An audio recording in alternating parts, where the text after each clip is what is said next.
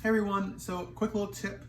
As you can see right here, this is zeroed out, so when it's laying flush in here, we got 0. And then here's the real trick. You take it, you put it onto your blade over here, is the Festool, so now I can see it's at 90 degrees. Now I can loosen this up, and let's say I want to set to 30 degrees. So if you come on in, you see here, this can be a little bit finicky. So what I can do is, instead of looking necessarily, I can bring it to the 30 point. Now the way this works is it starts at 90, and it should say 60 in here. So I can dial it in. There we go. Tighten it down so we can see adjustment.